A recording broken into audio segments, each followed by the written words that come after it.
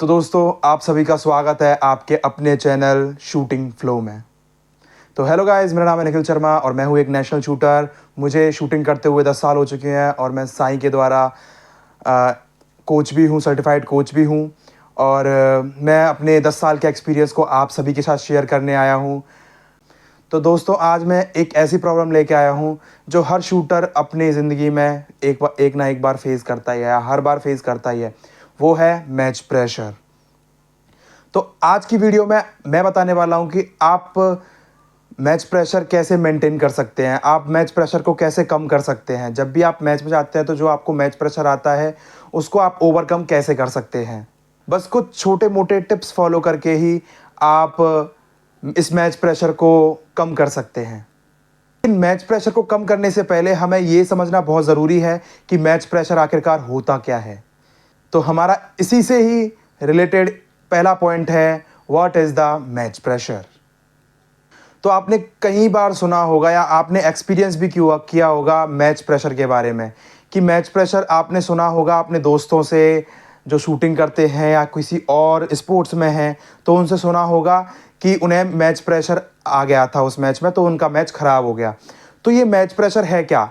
ये match pressure अगर मैं सीधी भाषा में कहूँ, ये मैच प्रेशर ओनली एक डर है जो हमारे दिमाग में है, जो फिज़िकली कहीं है नहीं है, बट हमारे जो थिंकिंग प्रोसेस है, जो नेगेटिव थिंकिंग प्रोसेस बन गई है हमारे इंडिया में लोगों की या शूटर्स की, बस वो है जो अभी तक जो हुआ नहीं है उसका डर, या तो फिर क्वालिफाई या मेडल ना आने का डर। बेसिकली ये एक डर है जो आपके दिमाग में, मस्तिष्क में जो घुसा हुआ है ये, तो इसको आज की वीडियो में हम निकाल फेंकेंगे। अब हमने सीख चुके हैं कि ये मैच प्रेशर क्या है। अब हम इसके रीजंस के बारे में जानेंगे कि ये आता क्यों है, ये कौन कौन सी स्टेट्स में आ सकता है ये एक स्पोर्ट्स पर्सन को या एक शूटर को स्पेशली। तो इसमें हमारा पहला पॉइंट है ऑडियंस प्रेशर। ये ज़्यादातर खेलों में देखा जाता है, या ज़्यादातर क्या, ये सभी खेलों में यही होता है कि ऑडियंस प्रेशर हर एक खिलाड़ी को होता है, हर एक स्पोर्ट्स पर्सन को होता है। बस कुछ स्पोर्ट्स पर्सन इसे कंट्रोल करना जानते हैं और कुछ स्पोर्ट्स पर्सन इसे कंट्रोल करना नहीं जानते। सो हमें ऑडियंस प्रेशर कैसे कंट्रोल करते हैं, क्या करना चाहिए, इसके बारे में मैं आगे बताऊंगा। दूसरा पॉइंट है कि हम जब भी मैच खेलने जाते हैं तो हम जीत के भरोसे के लिए जाते हैं, या तो हम क्वालिफाई होने के लिए जाते हैं। अगर मैं शूटर्स की बात करूं तो हम या तो हम क्वालिफाई होने के लिए जाते हैं या फिर मेडल के लिए होने के लिए जाते हैं। तो ये हमारी माइंड स्टेट है कि हम मेडल मेडल लगाने के लिए जा रहे हैं वहाँ पे, हम मेडल वहाँ जीतने के लिए जा रहे हैं। तो ऑब्वियसली है कि, तो ये तो लाजमी है कि आपको प्रेशर आएगा ही आएगा। तो तीसरा नंबर है स्कोर काउंटिंग प्रेशर। तो जब हम स्पेशली शूटर जब कोई मैच में जाता है, या बिगनर है या नेशनल्स खेला हुआ है, 2 या 3 साल हो चुके हैं उसको भी ये प्रॉब्लम कहीं ना कहीं होती ही है कि वो स्कोर काउंटिंग में लगने लग जाता है। तो ये ही आपका प्रेशर बिल्डअप करती है आपके अंदर। जितना आप स्कोर के पीछे भागोगे वो उतना ही प्रेशर आपका बढ़ता हुआ जाएगा। तो प्रेशर बढ़ने का नंबर चौथा रीज़न है फैमिली प्रेशर। तो आप सभी जानते हैं कि शूटिंग एक बहुत ही महंगा गेम होता है, तो इसमें घर वालों की तरफ से प्रेशर आना वो तो होता ही है, क्योंकि हर माँ बाप चाहता है कि उसका बच्चा आगे बढ़े, नेशनल खेले, इंटरनेशनल खेले, ओलंपिक खेले। सो फैमिली वालों का ऑटोमेटिकली उस बच्चे पे प्रेशर होता ही होता है कि तुझे अगर नेशनल खेलने जा रहा है तो उसमें क्वालिफाई होना ही होना है। अब नंबर 5 पे आते हैं फेस ऑफ इंसल्टिंग, बेइज्जत होने का डर। ये स्पोर्ट्स पर्सन में कभी होना ही नहीं चाहिए, लेकिन जो बिगनर होते हैं, जिन्हें 2 या 3 साल हो चुकी होती हैं, जिन्हें थोड़ा सा पब्लिक से डर लगता है या ऑडियंस प्रेशर आता है, उसको ये इंसल्टिंग वाला डर तो आएगा ही आएगा। बट इसको हटाना बहुत ज़रूरी है। एक कोई भी स्पोर्ट्स गेम हो उसमें से ये वाला पॉइंट हटाना बहुत ज़रूरी है, स्पेशली शूटर्स में से। तो ये 5 पॉइंट्स हैं, जो 5 रीजंस हैं जिनकी वजह से प्रेशर जनरेट होता है। अगर मैं कोई भूल गया हूँ किसी पॉइंट को लेना, तो आप नीचे कमेंट बॉक्स में बता सकते हैं कि आपने ये जो पॉइंट है ये छोड़ दिया है रीजंस में, तो मैं उस पर भी एक डेडिकेटेड वीडियो लाऊंगा। तो अब हम आगे बढ़ते हैं कि हमारी शूटिंग में हमारा 90% वर्क करता है हमारा ब्रेन, या ऐसा कहूँ कि 99% वर्क करता है हमारा ब्रेन। क्योंकि हमारा जो गेम है, ये जो शूटिंग है, ये ओनली हमारा ब्रेन पे ही टिका हुआ गेम है ये। तो हमें सबसे पहले थिंकिंग प्रोसेस चेंज करनी पड़ेगी। तो थिंकिंग प्रोसेस के बारे में बात करते हैं। तो आप हमेशा इस खेल को खेल के हिसाब से खेलिए। ना आपको इसमें मेडल लेके आना है, ना आपको इसमें क्वालिफाई होना है। आप मज़े के लिए जाइए। अगर बिगनर हो तो आप इसमें एक्सपीरियंस के लिए जा सकते हो। आप जब दूसरा तीसरा मैच खेल रहे हो तो आप इसे एक एक्साइटमेंट के रूप में खेलने जाओ, आप इसे एक्सपीरियंस के रूप में खेलने जाओ।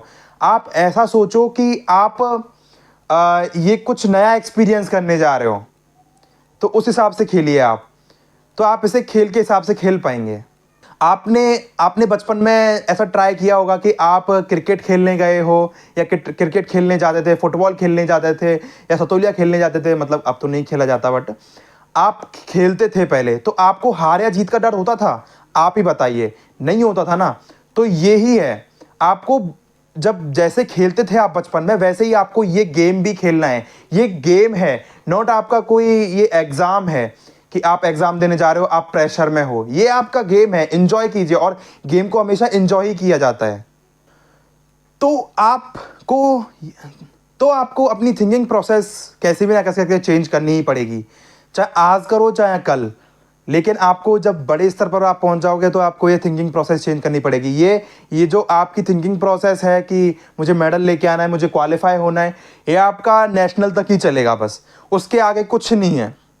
आपको उसके आगे अपना थिंकिंग प्रोसेस ही डेवलप करना पड़ेगा। या जो बड़े कोचेज होते हैं, जो बड़े बड़े स्तर पर जो जो खिलाड़ी पहुंच जाते हैं, उनको भी ये माइंड ट्रेनिंग कराई जाती है। और इंडिया में काफ़ी जगह ऐसी हैं, काफ़ी प्राइवेट इंस्टीट्यूट ऐसे हैं या एकेडमीज़ ऐसी हैं जहाँ पे इन चीज़ों पे ध्यान नहीं दिया जाता, माइंड ट्रेनिंग पे ध्यान नहीं दिया जाता। तो मेक श्योर माइंड ट्रेनिंग उतनी ही ज़रूरी है जितना आपका फिजिकल ट्रेनिंग ज़रूरी होती है शूटिंग में। जितनी आपकी शूटिंग ज़रूरी है, उतनी ही आपकी माइंड ट्रेनिंग भी बहुत ज़रूरी होती है। तो दोस्तों, अब आ जाते हैं हम। कुछ शूटर्स का ये कहना था कि वो इसमें करियर बनाना चाहते हैं।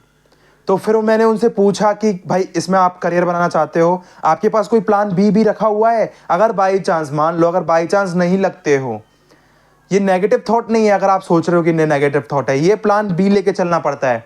या आप कोई सी भी स्ट्रीम हो, उसमें प्लान बी लेके चलना ही पड़ता है। तो उसमें मैंने पूछा था कि आपके पास प्लान बी है? तो वो कहता है नहीं। मैंने कहा पढ़ाई कर रहे हो? सर मैंने छोड़ दी। ये कभी नहीं करना है। आपको जो गेम है वो गेम के हिसाब से खेलना है।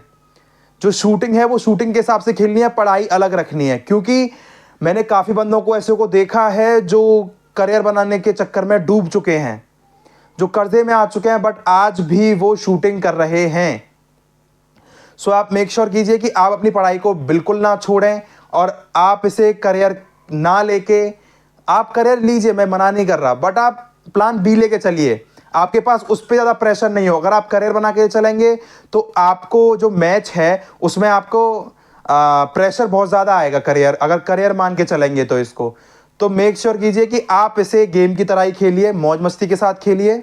बस आप एक बात ध्यान रखिए, सॉल्यूशंस की मैं तरफ जा रहा हूं, तो आप एक बात जरूर ध्यान रखिए कि आप इसे एक्साइटमेंट के साथ खेलिए इस गेम को, कि आज कुछ नया सीखने को मिलेगा। मैच में जा रहे हो तो आज आपको कुछ नया सीखने को मिलेगा।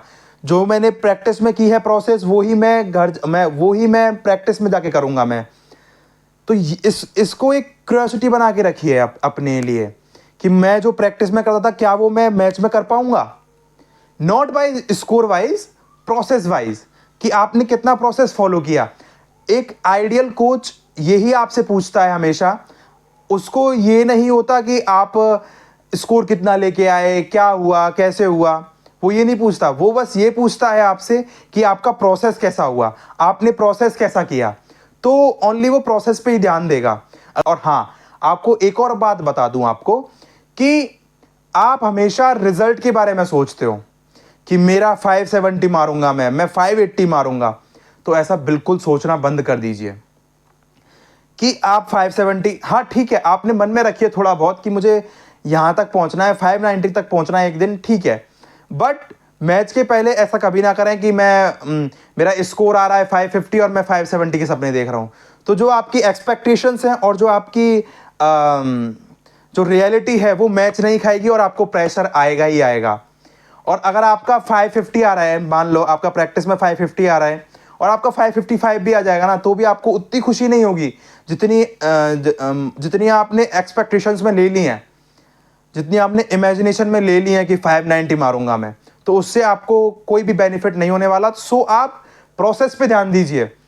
आपने कई बड़े बड़े खिलाड़ियों को कहते हुए सुना होगा कि process is the key to success. तो आप हमेशा मेक श्योर रखिए कि आप प्रोसेस पे ध्यान दीजिए, चाहे भले रिजल्ट कुछ भी आए, बट आपका प्रोसेस 100% होना चाहिए। आपके जो एफर्ट्स हैं, जो प्रोसेस को फॉलो करने में एफर्ट्स हैं, चाहे भले ही ना हो रहा हो मैच में, बट आपके एफर्ट्स जो हैं वो पूरे पूरे होने चाहिए उस प्रोसेस को फॉलो करने में। तो एक आइडियल कुछ भी यही पूछता है कि आपका प्रोसेस फॉलो हुआ है या नहीं हुआ है। अगर आप प्रेशर के साथ खेलते हो दोस्तों, तो दोस्तों आप अगर प्रेशर के साथ खेलते हो, मान लीजिए कि आपने प्रेशर के साथ खेला, आप 1 मैच खेल सकते हैं, आप 2 मैच खेल सकते हैं, 3 मैच खेल सकते हैं, आप 2 साल से ज़्यादा नहीं टिक पाएंगे उस शूटिंग में। मैंने ऐसे बंदों को देखा है जो प्रेशर में खेलते हैं, प्रेशर में खेलते हुए फिर वो क्विट कर देते हैं। क्यों? क्योंकि उन्हें ये जो शूटिंग है प्रेशर के ही चलते एक बोझ लगने लग जाती है। हर एक मैच खेलना उनके लिए दुर्लभ हो जाता है, काफ़ी ज़्यादा उनको हेजिटेशन होने लगती है, उनके पसीने छूटने लगते हैं मैच में जाने से पहले। मैच के नाम से उन्हें अजीब सा मन बेकार हो जाता है उनका मैच के नाम से। तो मेक श्योर रखिए कि आप प्रोसेस पे ध्यान दें। अगर आप प्रोसेस पे, हाँ, अगर आप, एक और बेनिफिट है अगर प्रोसेस पे ध्यान रखने का, अगर आप प्रोसेस पे ध्यान रखते हो तो आपका ऑटोमेटिकली ही जो कॉन्फिडेंस है वो बिल्डअप होता है। तो अब मैं आता हूँ लास्ट पॉइंट पे। मैं आपको कुछ टिप्स देने जा रहा हूँ जो आपको हेल्प करेंगे मैच प्रेशर को रिलीज करने में।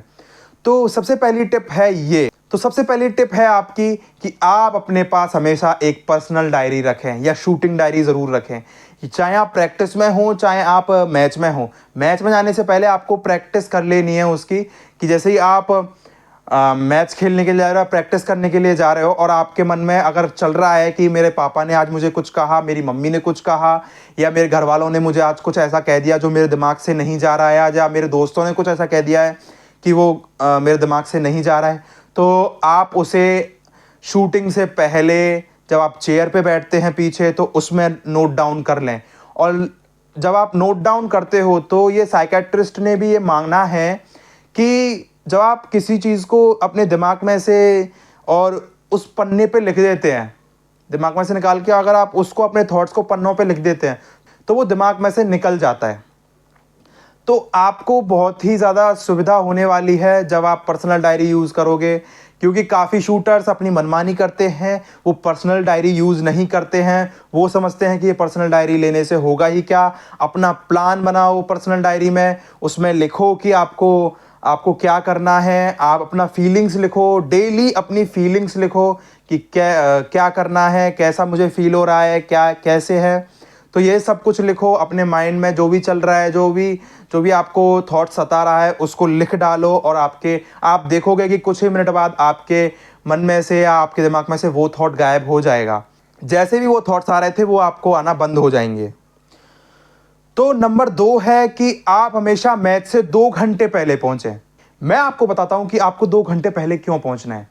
क्योंकि जिस रेंज पे आपका मैच है वहां आपने कभी प्रैक्टिस नहीं की है, तो वहां के जो एनवायरनमेंट है और अपनी बॉडी के हिसाब से उस एनवायरनमेंट में ढालना अपनी बॉडी को, तो वो बहुत ही ज़रूरी हो जाता है। तो मेक श्योर करें कि 2 घंटे पहले जाएं और वहाँ के एनवायरनमेंट में आप घुल मिल जाएं। आपको ऐसा लगे कि मैं यहाँ पे 5-6 दिन से हूँ, इतना घुल मिल जाए वहाँ पे।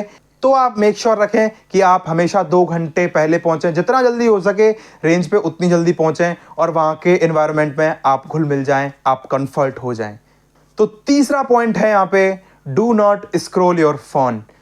तो आपको कभी भी मैच के पहले, मैच वाले दिन, अगर आपका शाम को मैच है तो मैच वाले दिन, या आपका सुबह मैच है तो उसके पहली रात को या उससे पहले दिन आपको मोबाइल नहीं चलाना है। आपको ऐसा कोई भी कंटेंट कंज्यूम नहीं करना है।